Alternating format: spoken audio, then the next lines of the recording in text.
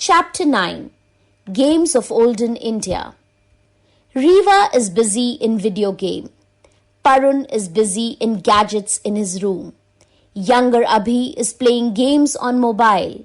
Just then, there comes the youngest Chia. She asks her grandmother about the games of her days.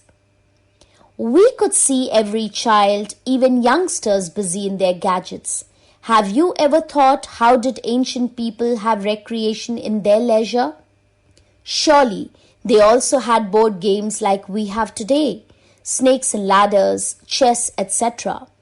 It was thrilling to glide up the ladders and annoying to slide down the snakes as in modern times. Do you know the game of snakes and ladders was devised in India over 500 years ago? Back then, it was known as Vaikuntapalli.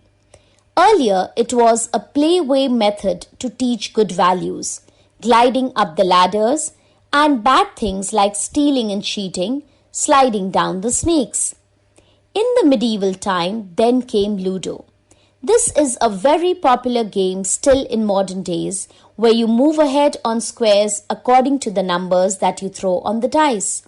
If you land on the same square your opponent coin, his again goes to home square. In India, it was known as chopper or pachisi. Royal families and kings used to play it with huge enthusiasm.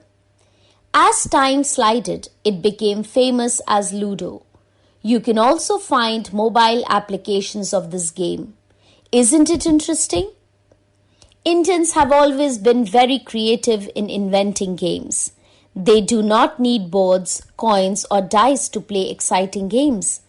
A popular game in South India was Palangusi, which is played on a board that has 2 rows of little pits.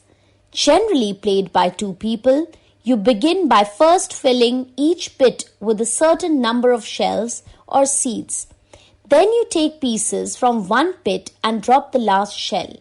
The player who collects the most number of shells wins. Sometimes people make 2 rows of pits in the ground and start the game. Chess. Chess Championship, World Champion in Chess.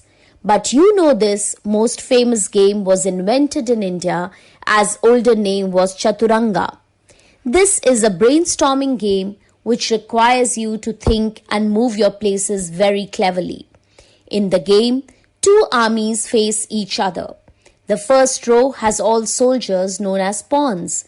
The second row has all the important people, the knight, the bishop, the castle, the queen, and the most important king. In the game, each army protects its king from others' attack and at the same time tries to attack on opponent's king. Other than the board games of India, ancient people used to play various games. Women of early days used to play gutte. Gutte is played with 5 small rounded stones. You throw one stone into the air and pick up the other stones before the first one comes down. Then you catch down the stone that you had thrown in the air. It seems easy, but actually it requires a lot of skill. Ancient games are replaced by mobile gadgets, but kids do not know that those games, which are played physically with our family members and friends, have their majestic lure. Once you start playing them, you create recreational bonding among each other.